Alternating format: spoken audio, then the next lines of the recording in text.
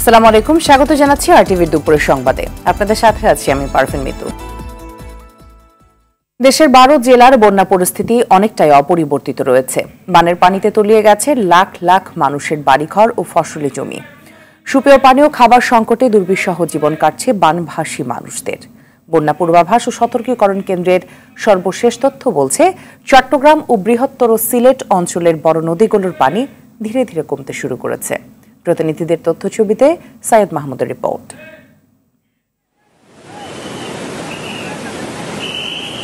চারদিকে শুধু পানি, বন্যায় তলিয়ে গেছে বাড়িঘর, ভেসে যাচ্ছে গৃহপালিত পশু, আসবাবপত্র। নারী শিশুসহ অসহায় মানুষ ছুটছে নিরাপদ আশ্রয়ের খোঁজে। ভারত থেকে আসা পাহাড়ি ঢল ও টানা ভারী বৃষ্টিতে স্মরণকালের ভয়াবহ বন্যায় বিপর্যস্ত কুমিল্লা, নোয়াখালী, ফেনী সহ দেশের অন্তত 12টি জেলা। হবিগঞ্জ পানি উন্নয়ন বোর্ডের তথ্য বলছে, 9 ঘন্টার ব্যবধানে খোয়াই নদীর বাল্লা সীমান্ত পয়েন্টে পানি প্রবাহ 80 সেন্টিমিটার কমেছে। কুমিল্লার বুড়িচংয়ে গোমতী নদীর বাঁধ ভেঙে প্লাবিত 16 নল, পীরযাত্রাপুর সদর ইউনিয়ন সহ আশপাশের বেশ কয়েকটি ইউনিয়ন। সকালে গোমতী নদীর পানি কুমিল্লায় অতীতের সব রেকর্ড ভেঙে বিপদসীমার 113 সেন্টিমিটার উপর দিয়ে প্রবাহিত হচ্ছিল।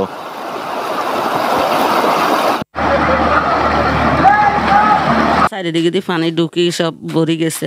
আমরা এখন পানির উপরে মনে করেন আমরা বাঁচতেছি। ঘরের ভিতরে আমরা থাকি, খালি আমরা বাইরে যাইতে পারি না। নামাজ কালামও পড়তে কষ্ট হয়ে যায়, খাওয়া দাওয়া আমাদের কষ্ট হয়ে যেতেছে, রান্না বান্নাও করতে পারি না। আমরা বাইরে যেন একটু বাইরে যাই, হেও আমরা পারি না, সমস্যা আমাদের। ফেনীর 6 উপজেলা এখনো প্লাবিত, পানিবন্দী লাখ লাখ মানুষ, সুপেয় পানি আর তীব্র খাদ্য সংকটে। ছাগলনাইয়ায় ঢাকা চট্টগ্রাম মহাসড়ক এখনো তলিয়ে আছে, ফলে যান চলাচল বন্ধ রয়েছে, তৈরি হয়েছে তীব্র যানজট। নোয়াখালীতে বেশিরভাগ এলাকা ডুবে আছে, বন্ধ রয়েছে ব্রাহ্মণবাড়িয়া, আখাউড়া স্থলবন্দরের কার্যক্রম। চট্টগ্রামে হালদা নদীর বাঁধ ভেঙে ফটিকছড়ির বিভিন্ন এলাকা প্লাবিত। মৌলভীবাজার ও সুনামগঞ্জের বন্যা পরিস্থিতিও অপরিবর্তিত রয়েছে। আমাদের ঘরে একাত পানি, আমরা আমরা ছোট ছোট বাচ্চাদেরকে নিয়ে অসহায়ভাবে আছি। এখনো পর্যন্ত আমাদের কেউ পৌরসভা অথবা প্রশাসন কেউ কোনো আমাদের খোঁজখবর নেয় না। কোনো সরকারি কর্মকর্তা এখনো আসে নাই, কেউ কোনো লোক টান দিতেও আসে না। পানির ভিতরে দাঁড়ায় কাজ করতেছি, খুবই কষ্ট করতেছি। এটাই আপনার কাছে দোয়া চাই এবং সহযোগিতা চাই। এদিকে নিরাপত্তাজনিত কারণে 10টি জেলার প্রায় 4 লাখ গ্রাহকের বিদ্যুৎ সংযোগ বন্ধ রেখেছে কর্তৃপক্ষ। কবলিত এলাকায় উদ্ধার কার্যক্রম চালিয়ে যাচ্ছে সেনাবাহিনী, নৌবাহিনী, বিজিবি, ফায়ার সার্ভিস সহ বিভিন্ন স্বেচ্ছাসেবী সংগঠন। সাইয়েদ মাহমুদ, আরটিভি। দর্শক, নোয়াখালী বন্যা পরিস্থিতি জানাতে সরাসরি যোগ দিচ্ছেন সহকর্মী গিয়াসউদ্দিন রনি। নোয়াখালীতে বন্যার পানি কমছে কিনা এবং দুর্গত লোকজন ঠিকমতো সহায়তা পাচ্ছেন কিনা জানাবেন।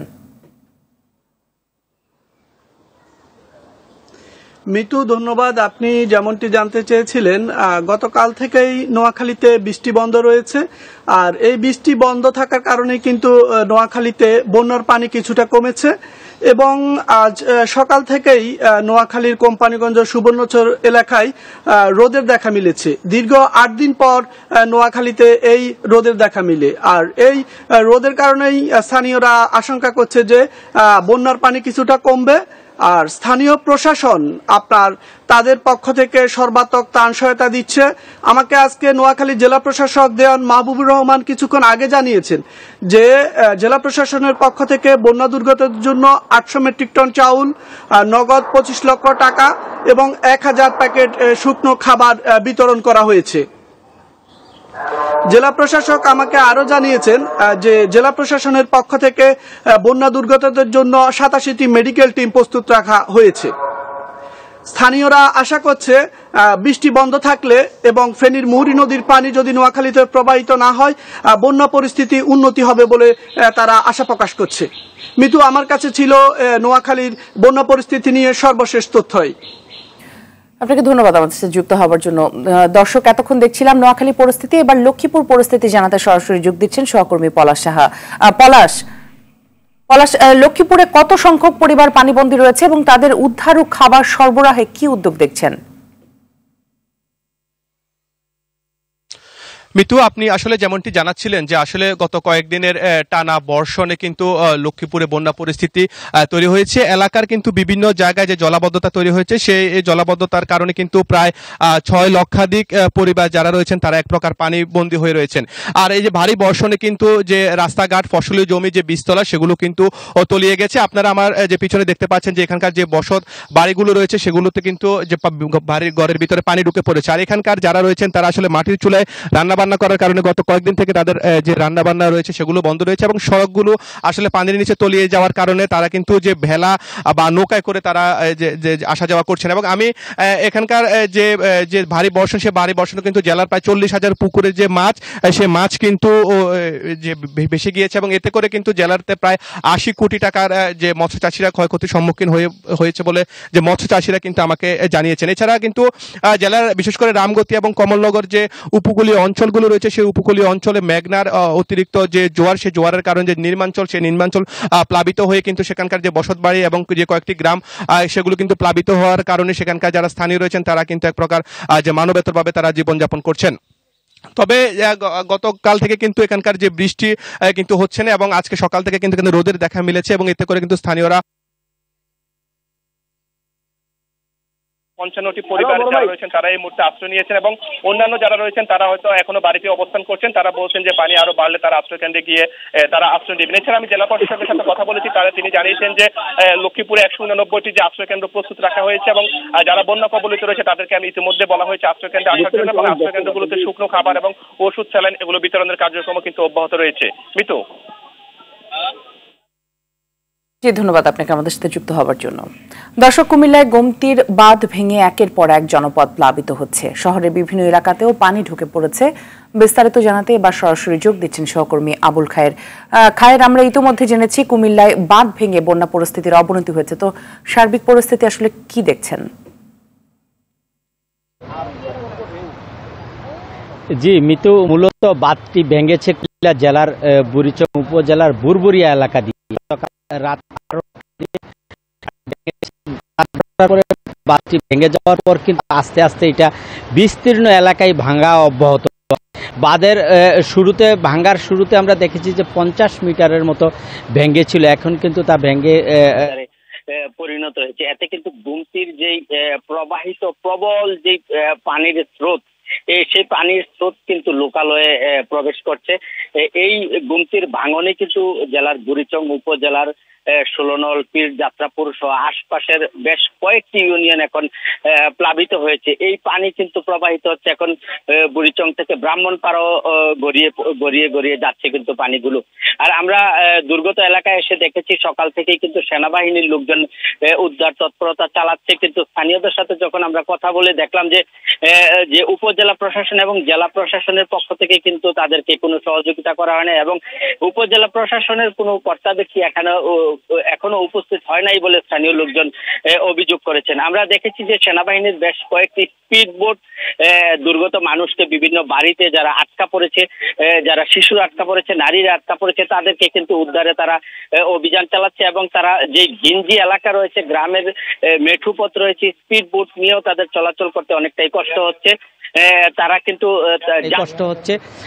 তারা কিন্তু যাচ্ছে, প্রত্যেকটা বাড়ি বাড়ি যাচ্ছে, গিয়ে কিন্তু মানুষকে উদ্ধার করছে এবং তাদের সাথে আমরা দেখেছি যে স্বেচ্ছাসেবী বেশ কিছু সংগঠনের লোকজনও তারা উদ্ধার তৎপরতা চালাচ্ছে। আর আরেকটি বিষয় আপনাকে জানাতে চাই যে যেই দিক দিয়ে ভাঙ্গনটি পড়েছে সেই এলাকার মানুষ কিন্তু কোনোভাবেই প্রস্তুত ছিল না। তারা কিন্তু এই আকস্মিক যে ভাঙ্গন এবং যেই বন্যা, হঠাৎ যেই বন্যার কবলে পড়েছে, এতে কিন্তু তারা চরম বিপাকে পড়েছে, তারা কিন্তু হতাশ হয়ে পড়েছে। সর্বশেষ আমরা যেটা দেখেছি যে এলাকার যেই বুরবুরিয়া এলাকার যে বাসিন্দারা, যেই এলাকাটি দিয়ে বাঁধটি ভেঙেছে, ওই এলাকার বাসিন্দারা কিন্তু তারা কোনো রকম যান নিয়ে তারা নিরাপদ আশ্রয়ে গোমতীর বেড়িবাঁধে এসে আশ্রয় নিতে পেরেছে। তাদের বাড়িঘর, তাদের সহায় সম্পদ, তাদের গরু বাছুর যা আছে সব কিছু কিন্তু পানিতে তলিয়ে গেছে। আর আরেকটি বিষয় আপনাকে জানাতে চাই যে এ পর্যন্ত সেনাবাহিনী এবং স্বেচ্ছাসেবী সংগঠনের উদ্ধার তৎপরতা ছাড়া, ত্রাণ সহায়তা ছাড়া প্রশাসনের পক্ষ থেকে কিন্তু কোনো প্রকার সহায়তার হাত বাড়ানো হয়নি। মিতু, কুমিল্লার ভাঙন কবলিত এলাকা থেকে এই ছিল আমার কাছে সর্বশেষ তথ্য। দর্শক দেখছিলেন চট্টগ্রাম বিভাগের বিভিন্ন জেলায় বন্যা পরিস্থিতি। এবার সিলেট বিভাগের পরিস্থিতি জানবো মৌলভীবাজারের সহকর্মী চৌধুরী ভাস্কর হোমের কাছ থেকে।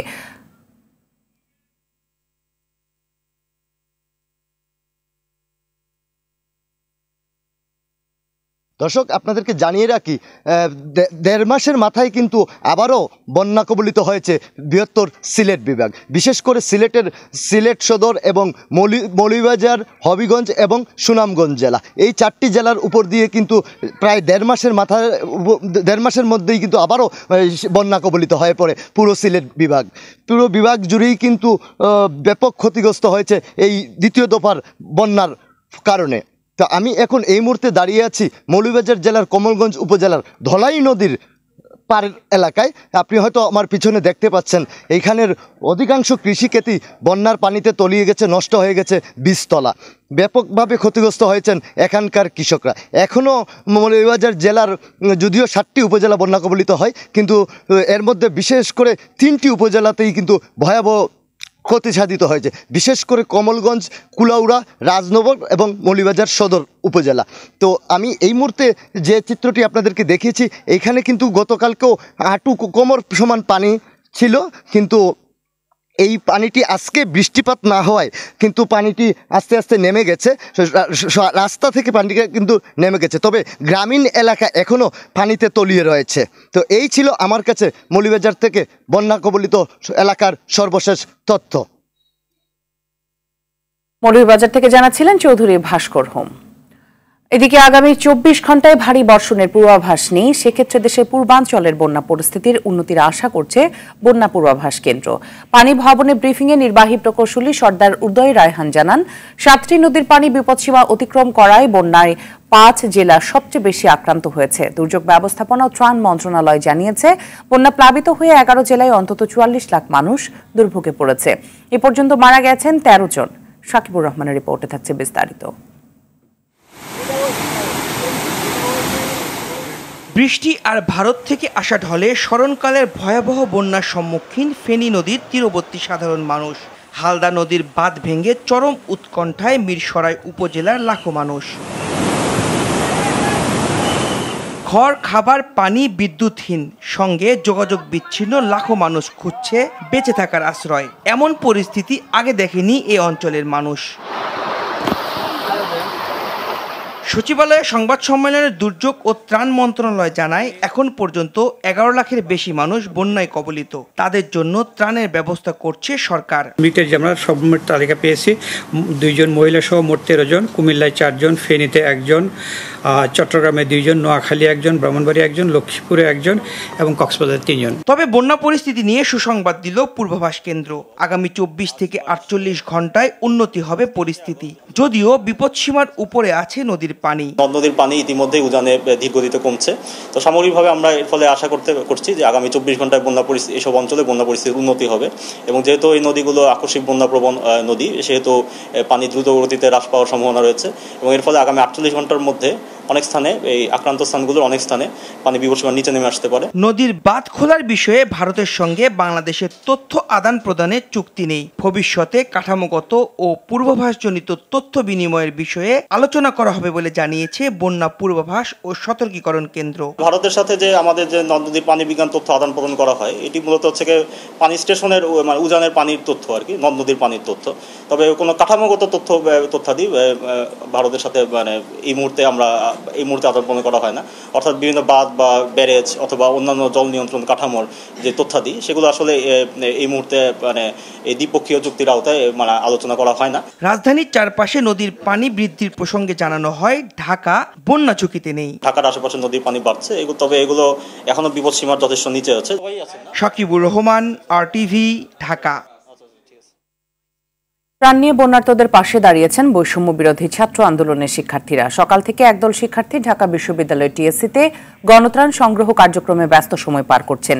শিক্ষার্থীরা টাকাসহ বিভিন্ন জনের দেয়া ত্রাণ সামগ্রী নথিভুক্ত করছেন। সমাজের বিভিন্ন পর্যায় থেকে মানুষ নগদ টাকা, শিশু খাদ্য, চিরা, বিস্কুট, স্যালাইন, বড়ি সহ শুকনা খাবারের মাধ্যমে বন্যার্তদের সেবায় সহযোগিতার হাত বাড়িয়ে দিয়েছেন। সন্ধ্যায় এসব ফেনী, নোয়াখালী সহ বন্যা কবলিত স্থানে পৌঁছে দেওয়া হবে। এদিকে কোনো আলোচনা ছাড়াই বাঁধ খুলে দেয়ায় ভারতের সমালোচনাও করেন শিক্ষার্থীরা।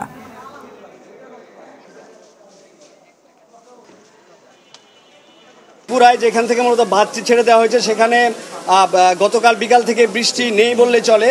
ফেনী এবং কুমিল্লায় কম বৃষ্টি হচ্ছে, আজকে কি হচ্ছে এখন জানি না, কারণ ঢাকায় প্রচুর বৃষ্টি হচ্ছে। আর বৃষ্টির কারণে গতকাল রেস্কিউ টিম সঠিকভাবে কাজ করতে পারেনি। দেশে বিদেশে সকল ধরনের বাঙালি যারা বাংলাদেশে যারা রয়েছেন তারা ঐক্যবদ্ধভাবে সাপোর্ট করেন। আমরা আপনাদের সাপোর্ট পেলেই আমরা এই দুর্যোগটাকে কাটিয়ে উঠতে পারবো। দর্শক, ঢাকা বিশ্ববিদ্যালয় টিএসসি প্রাঙ্গণে রয়েছেন সহকর্মী সুফিয়ান ফারাবি, সরাসরি যোগ দিচ্ছেন তিনি।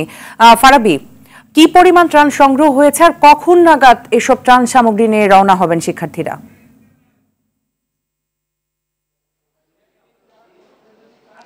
মৃত্যু, আপনি যেমনটি বলছিলেন, আমরা রয়েছে এই মুহূর্তে ঢাকা বিশ্ববিদ্যালয়ের টিএসসি প্রাঙ্গণে। আমরা দেখছি যে এখানে গতকাল কিন্তু 5 ট্রাক খাদ্য এবং নিত্য প্রয়োজনীয় যেসব দ্রব্য রয়েছে সেগুলো নিয়ে শিক্ষার্থীদের ট্রাক কিন্তু ইতিমধ্যে বন্যা দুর্গত এলাকায় পৌঁছে গেছে এবং সেই সাথে 30 লক্ষ টাকা, প্রায় 30 লক্ষ টাকা কিন্তু ইতিমধ্যে তারা উত্তোলন করেছে এবং সেইগুলো দিয়ে বিভিন্ন ধরনের নিত্য প্রয়োজনীয় জিনিস কিনে কিন্তু সেখানে পাঠানো হচ্ছে।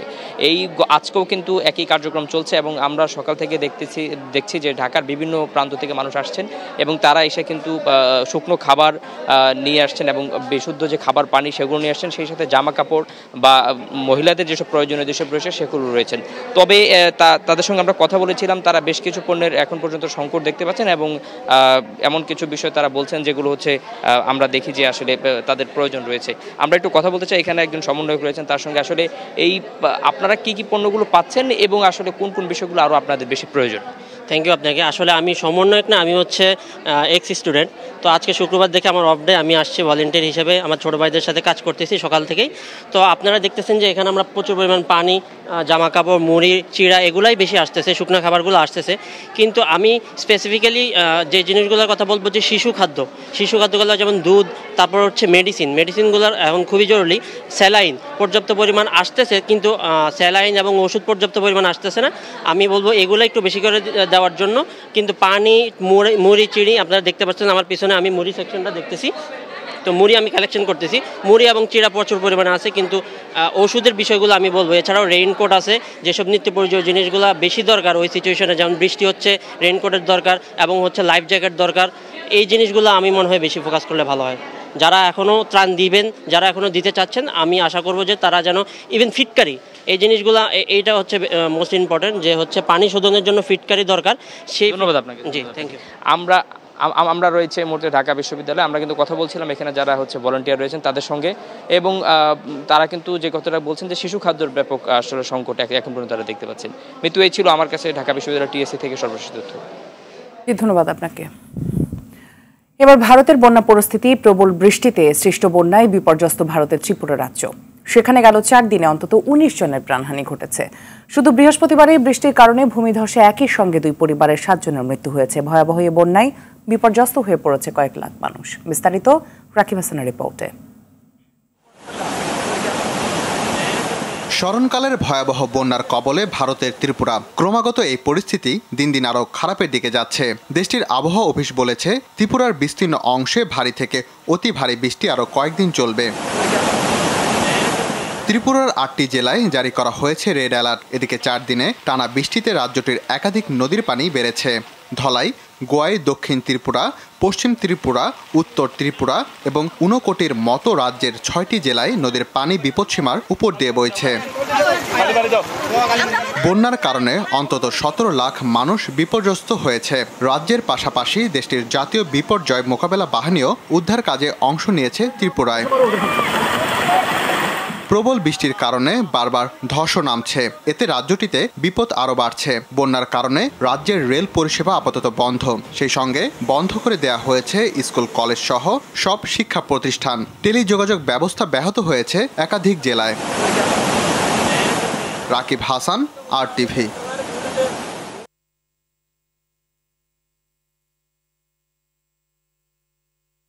গেল সপ্তাহের তুলনায় বেড়েছে সবজির দাম। বৃষ্টির সরবরাহ কম ও গাড়ি ভাড়া বেশি নেয় বাজার দর ঊর্ধ্বমুখী বলে জানান বিক্রেতারা। এদিকে পেঁয়াজের দাম গত সপ্তাহের তুলনায় বেড়ে বিক্রি হচ্ছে 130 টাকায়। ক্রেতারা বলছেন, সামাজিক যোগাযোগ মাধ্যমে নিত্যপণ্যের দাম কমার প্রচার হলেও বাস্তবে অবস্থা ভিন্ন। আরও জানাচ্ছেন বিপুল দেবরায়। গেল কয়েকদিনের তুলনায় আবারও বাড়তে শুরু করেছে নিত্যপণ্যের দাম। দেশ জুড়ে বন্যা ও পরিবহন খরচ বাড়তি নেয়ায় দাম বেড়েছে বলে দাবি করছেন কাউরান বাজারের ব্যবসায়ীরা। তারা বলছেন বৃষ্টির কারণে সরবরাহ কম থাকায় সবজির দাম বাড়ছে। তোমাদের তো বন্যা চলে, সবজির যে সরবরাহ কম, সবকিছুরই হালকা পাতলা দাম বাড়ছে। 50-এর নিচে আবার মাল নাই আর কি বর্তমানে। বেগুন লম্বা যেটা এটা হলো 90 থেকে 100 টাকা কেজি, গোল বেগুনটা 100 থেকে 120 টাকা কেজি, আর হলো চিচিঙ্গা 40 থেকে 50 টাকা কেজি। আসলে বাজারে এটা প্রতিপক্ষ দেখা উচিত, কিন্তু ওই যে কয় দাম কমছে, কিন্তু এটা শিউর না, কমে না। এদিকে আলু ও রসুনের দাম অপরিবর্তিত থাকলেও বেড়েছে পেঁয়াজ ও মাছের দাম। ক্রেতা ও বিক্রেতারা বলছেন সামাজিক যোগাযোগ মাধ্যমে দাম কমার খবর প্রচার করা হলেও বাস্তবতা ভিন্ন। আজকের বাজার কেজিতে 10 টাকা বেশি, ইন্ডিয়ার হাইব্রিডটা আছে আপনার 8 টাকা বেশি। 70 দাম বেশি পাচ্ছে, প্রতি কেজি প্রতি 20 টাকা 25 টাকা পাচ্ছে। 1 কেজি সাইজ কয়দিন আগে বিক্রি করছে 1800-2000 টাকা, এখন কিন্তু 1500-1600 টাকা। ট্যাংরা মাছ আগে আপনার 600-550, আজকে 700 টাকা দিয়ে নিয়েছি, বেশি মনে হয়। না এটা হচ্ছে পুরোটাই উল্টা।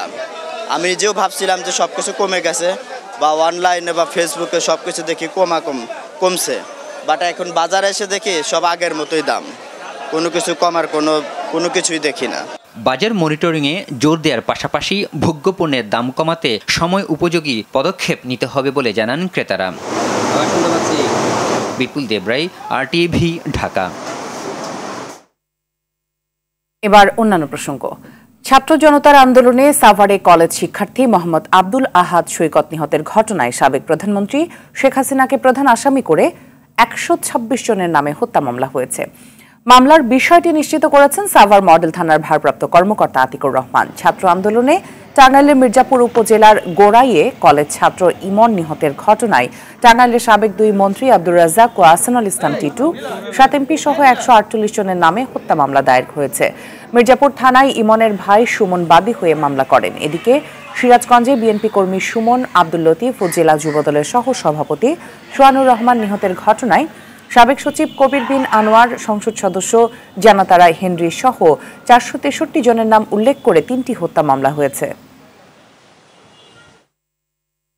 এদিকে হত্যা মামলা করা হয়েছে সাবেক সংসদ সদস্য ও জাতীয় দলের ক্রিকেটার সাকিব আল হাসানের বিরুদ্ধে। পোশাক শ্রমিক রুবেলকে হত্যার নির্দেশদাতা হিসেবে গতরাতে তার বিরুদ্ধে ডিএমপি আদাবর থানায় মামলাটি দায়ের করা হয়। সাকিব আল হাসানকে মামলার 28 নম্বর এজাহার নামিয়েও আসামি করা হয়েছে। এই মামলার বাকি আসামিরা হলেন সাবেক প্রধানমন্ত্রী শেখ হাসিনা, ওবায়দুল কাদের সহ আরও 156 জন। এদিকে পাকিস্তানের বিপক্ষে ICC টেস্ট চ্যাম্পিয়নশিপে প্রথম ম্যাচে খেলছে সাকিব।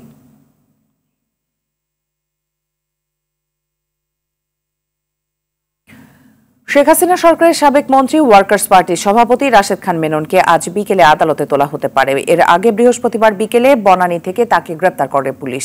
পরে ডিবি কার্যালয়ে রাখা হয় মেননকে। রাজধানীর নিউ মার্কেট থানার একটি হত্যা মামলায় তাকে গ্রেপ্তার করা হয়েছে বলে জানান ডিএমপির অতিরিক্ত উপকমিশনার ওবায়দুর রহমান। বৈষম্য বিরোধী ছাত্র আন্দোলনের কর্মসূচি চলাকালে আইন শৃঙ্খলা রক্ষাকারী বাহিনীর সঙ্গে বিক্ষোভকারীদের সংঘর্ষে নিহতের ঘটনায় সম্প্রতি কয়েকটি মামলায় মেননকে আসামি করা হয়েছে। এছাড়া গত 19 আগস্ট রাশেদ খান মেনন সহ 27 জনের বিরুদ্ধে গণহত্যা ও মানবতা বিরোধী অপরাধের অভিযোগ দায়ের করা হয়। 5 আগস্ট ঢাকা মেডিকেল কলেজ হাসপাতালে প্রবেশ করেও টিয়ার শেল ও সাউন্ড গ্রেনেড ছুড়ে পুলিশ। এতে চরম বিপাকে পড়ে রোগী ও স্বজনরা। এ ঘটনায় ক্ষোভে ফেটে পড়ে তারা। বলেন, হাসপাতালে ঢুকে পুলিশের এ ধরনের কার্যকলাপ চরম অমানবিক। এতে ব্যাহত হয় চিকিৎসা সেবা। দায়ীদের বিরুদ্ধে ব্যবস্থা নেওয়ার দাবি তাদের। আরও জানাচ্ছেন ইয়ার বাদল।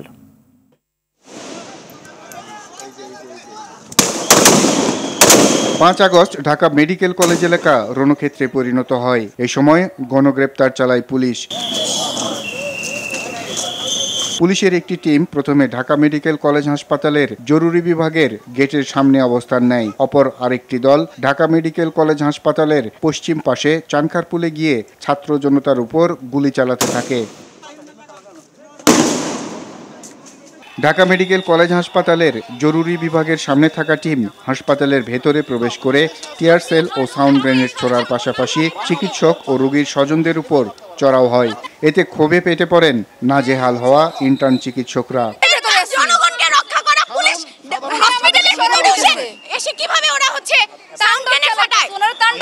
এখানে জীবন বাঁচানোর সংগ্রাম করতেছে আর ওরা আমাদের উপর গুলি মারছে। পুলিশের গুলির হাত থেকে বাঁচতে স্বজন ও শিক্ষার্থীরা হাসপাতালের ভেতরে গিয়ে অবস্থান নেয়। আতঙ্ক ছড়িয়ে পড়ে সবার মাঝে। প্রত্যক্ষদর্শী একজন দাবি করেন, চানখারপুলে পুলিশের গুলিতে কয়েকজনের মৃত্যু হয়েছে।